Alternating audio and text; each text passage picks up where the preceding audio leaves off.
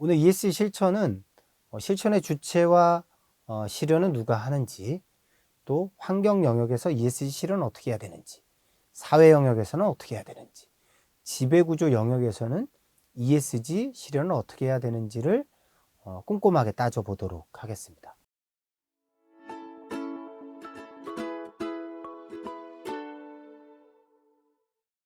자, 그리고 이제 네 번째입니다. 개인의 인식 개선을 위해서는 우리가 또 책을 읽으면 되겠죠. 책.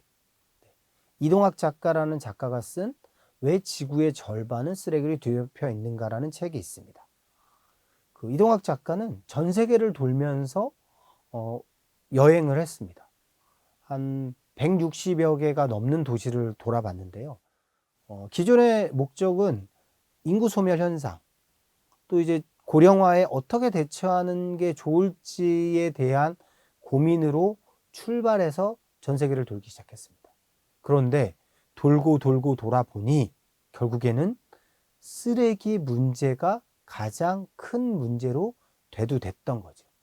그래서 사실은 쓰레기가 어디서 오고 어디서 가는지를 쭉 찾아다닌 여행을 하게 됩니다. 그래서 쓰레기와 관련된 우리가 알지만 또 아무도 알고 있지 못하는 관련된 이야기들 책으로 기술했습니다. 일독을 권합니다. 자, 그리고 이런 책도 있어요. 홍소열 박사라는 분이, 쓰레기 박사가 그건 쓰레기가 아니라고요 라는 책이 있습니다.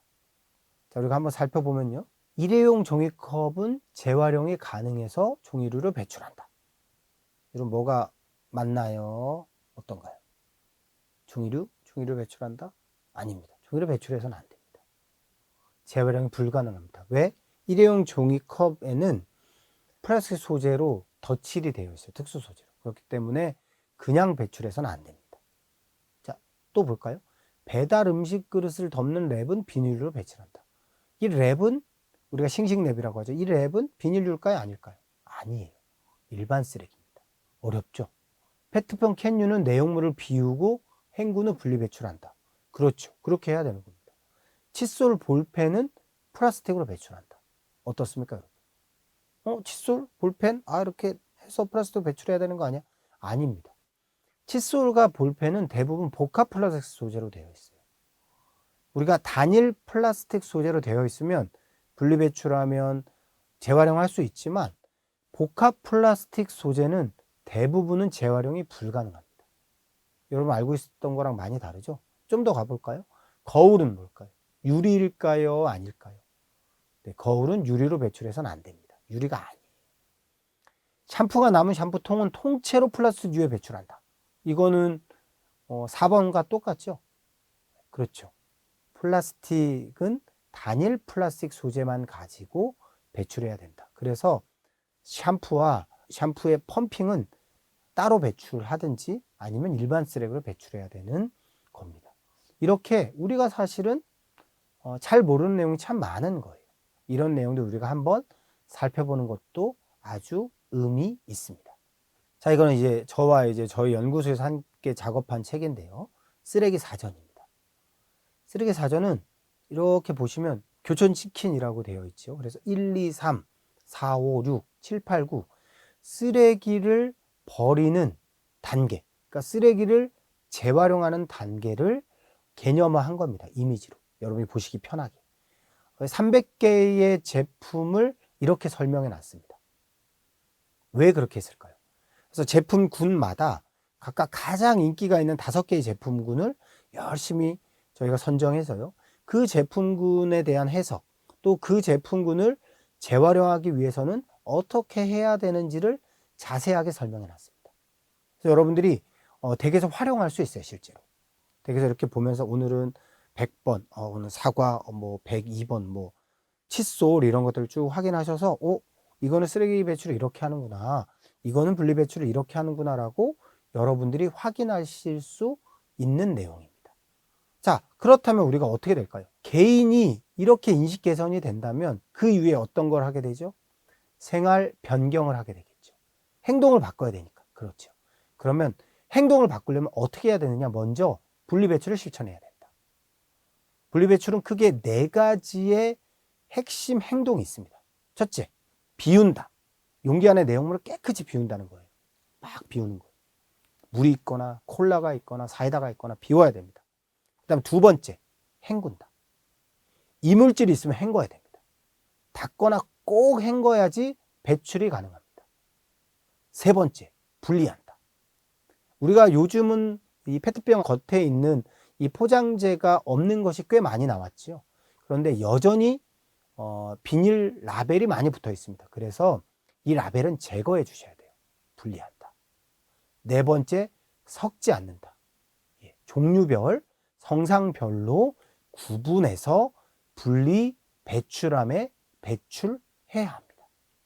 이해하셨나요? 자, 이렇게 하면 우리가 아까 배웠던 그래, 환경에 대해서 이런 고민을 해야지. 환경이 지금 많이 폐폐해져 있지. 이 환경을 위해서 우리가 어떤 행동을 해야 되지? 분리 배출해야 되는구나. 그러면 실천하게 되겠죠, 여러분. 자, 그리고 우리는 일회용품 사용을 줄이게 되죠. 일회용 빨대, 컵, 그 다음에 다양한 그런 일회용품의 사용에서 다회용품 사용으로 일상을 변화시키게 됩니다. 그렇겠죠. 자, 그리고 이런 것도 있어요. 플로깅. 우리가 보통 이제 플로깅을 한국말로는 줍깅이라고 하는데요. 뭔가를 주우면서 뛴다. 그래서 줍깅이에요. 실제로 이제 프로카업이라는 것도 이삭을 줍는다라는 스웨덴어에서 나왔어요. 플로깅. 그래서 이제 플로깅이라고도 하고 줍깅이라고도 하고 있습니다. 줍기와 조깅을 합쳐서 줍깅. 이런 것도 우리 일상에서 하게 되면 개인의 생활의 변화가 되는 거죠. 자, 그리고 어떤 활동도 하게 될까요? 그렇죠. 다양한 환경 캠페인에 참여할 수 있습니다. 나무 심기에 참여한다거나 또는 기후위기와 관련돼서 이런 우리 활동을 같이 합시다라는 피켓 시위도 함께 할 수 있는 것이 바로 우리 개인 생활의 변화를 의미합니다. 자, 여러분 두 번째, 사회 영역에서 있어서는 개인의 인식 개선이 어떻게 바뀔 수 있을까요? 저는 가장 중요한 것이 인권 감수성을 향상시키는 노력이라고 생각합니다. 차별의 유형을 제가 쭉 열거했는데요. 성별이 다르기 때문에, 남자이기 때문에 여자이기 때문에 차별하는 것, 나이가 다르기 때문에, 어리기 때문에, 많기 때문에 차별하는 것, 학력이 다르기 때문에, 대졸이기 때문에, 초졸이기 때문에 차별하는 것, 사회적 신분이 다르기 때문에 차별하는 것, 종교가 다르기 때문에 차별하는 것, 국가가 다르기 때문에, 민족이 다르기 때문에, 인종이 다르기 때문에 차별하는 것, 사상과 이념이 다르기 때문에 차별하는 것, 또는 임신을 했거나 출산을 했거나 이런 것 때문에 차별하는 것, 결혼 형태, 장애, 병력, 외모 신체 조건, 성적 지향, 정가가 있느냐 없느냐 때문에 차별하는 것이 문제가 있고, 이런 것을 뛰어넘어야 된다. 즉, 인간은 인간이기 때문에 차별하지 말아야 된다라는 이 인식을 여러분들이 갖고 있으셔야 됩니다. 화면 하나 더 볼까요? 제일 왼쪽에 있는 것. 여러분이 보실 때 모두 살색입니다. 우리가 흰색이든 아니면 살구색이든 검정색이든 모두 살색이라는 거죠. 과거에는 저 가운데 있는 살구색을 살색이라고 표현했습니다. 실제로. 네. 근데 이것이 아니다라는 이야기고요. 자, 그 다음에 두 번째 사진 함께 볼까요? 한국인의 성씨, 구, 고, 나, 노. 무슨 얘기인가요? 네, 이미 한국에는 많은 외국인들이 살고 있습니다. 그래서 외국에 살면 외국인이고 한국에 살면 한국인이라는 거죠. 우리가 한국인의 모습을 하고 있지 않다라고 생각하기 때문에 한국인이라는 표현을 외국인에게 쓰지 않는데요. 이제 그런 개념을 넘어서서 한국에서 살고 있으면 한국인이라고 생각해야 되는 거라는 겁니다. 자, 마지막 그림 보시죠. 저는 꽤 이제 저에게 좋은 통찰을 줬던 그림인데요. 학교에 가면 가정 환경에 대해서 기록하는 문서들이 있습니다. 거기 보면 이제 부모님의 이름을 쓰는데요. 어떤가요? 네, 맞습니다. 어머니가 결혼 이주 여성인 경우에는 어떨까요? 저기 이름을 다 쓸 수가 없어요. 우리나라는 세 자나 네 자 정도 이겠지만 실제로 결혼 이주 여성인 경우에는 이름이 길겠죠. 그런 긴 이름도 쓸 수 있는 고려를 해야 된다. 이것이 바로 배려의 칸이라는 거죠. 이해하셨나요? 이런 것이 우리의 인권 감수성을 향상시킬 수 있는 좋은 이미지가 됩니다. 자, 이런 인식도 개선되게 될 겁니다. 아, 사회적 가치라는 것이 있고, 사회적 가치가 우리 사회의 중요한 의제고, 이 사회적 가치를 실현하기 위해서 우리도 열심히 노력해야 된다. 그래서 사회발전, 경제성장, 환경보전을 위해서 이런 사회적 가치가 중요하다라는 학습, 중요하다라는 이 공부가 역시 개인의 인식 개선이 되겠죠. 사회 영역에서. 그렇죠? 네. 그러면 지속가능 발전 목표 역시도 비슷하게 됩니다. 우리가 쭉 공부했던 이 지속가능 발전 목표 역시도 우리가 인지하면 아, 우리가 사회 영역에 있어서 이런 개념들을 가지고 있어야 되는구나. 이런 것이 우리 사회를 사는 민주 시민으로서 제대로 된 행동, 제대로 된 일상을 살 수 있겠구나라고 볼 수 있는 겁니다. 자, 그러면 이제 생활의 변화를 우리가 살펴봅시다. 생활의 변화는 일상의 언어의 변화와 연동되어 있겠죠. 우리가 한번 살펴볼까요? 시각장애를 뛰어넘은 육상선수. 우리는 일단 시각장애인들을 차별하지 않겠다고 결정을 했어요. 그러면 어떻게 표현해야 될까요? 뛰어넘는 적절하지 않습니다. 시각장애인 육상선수. 뛰어넘는다는 표현은 뭐죠? 장애라는 것이 극복의 대상으로 보는 거예요. 장애를 극복의 대상으로 보는 것은 비장애인들의 시각인 겁니다. 그렇죠? 일반인은, 장애인도 일반인이죠.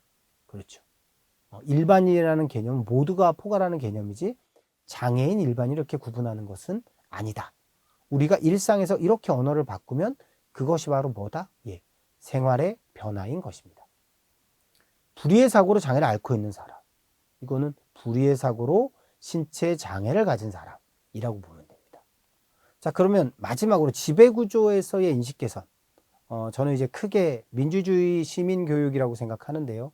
이 세 가지입니다. 대화와 협의, 타협과 협상, 다수결의 의견 존중이 아주 중요한 인식 개선입니다. 우리가 보통 민주주의적 의사결정이라고 하면 다수결이라고 생각했는데요. 그렇지 않습니다. 먼저 대화와 협의하고 타협과 협상하고 그 이후에 다수결에 의해서 결정해야 됩니다. 이런 인식들이 우리 안에 자리 잡게 되면 우리가 어떻게 될까요? 그렇죠. 선거에 참여하게 됩니다. 우리의 소중한 한 표를 국회의원 선거, 지방선거, 대통령 선거에서 확인하게 되는 거죠. 자, 여러분, 우리 오늘 크게 네 가지를 배웠습니다. 실천의 주체와 실현이 뭐였죠? 그렇죠. 국가, 기업, 개인이 실천의 주체이고 실현하기 위해서는 인식이 전환되고 생활이 바뀌고 그 다음에 구조를 혁신해야 된다. 이렇게 배웠습니다. 이런 것들을 환경 영역에서, 사회 영역에서, 지배구조 영역에서 잘 실천할 수 있었으면 좋겠습니다. 네, ESG 실천까지 ESG 토파보기 전 과정을 여러분들께서 함께 보셨습니다. 물론 이 과정들은 하나하나 따로 떼어 보셔도 전혀 상관없고요. 전체를 다 보시면 훨씬 좋겠지만 여러분의 필요에 맞춰서 이용하시면 좋을 것 같습니다. ESG 토파보기의 목적은 실제로 우리의 일상에서 ESG를 구현하는 일상을 살면 좋겠다. 또 우리뿐만이 아니라 기업들이 또 정부나 기관들이 ESG를 실천하면 좋겠다라는 의도와 의미로 만들어졌습니다. 지금까지 긴 강의 함께 해주셔서 너무 감사드립니다. 이상으로 모든 강의를 마치도록 하겠습니다. 감사합니다.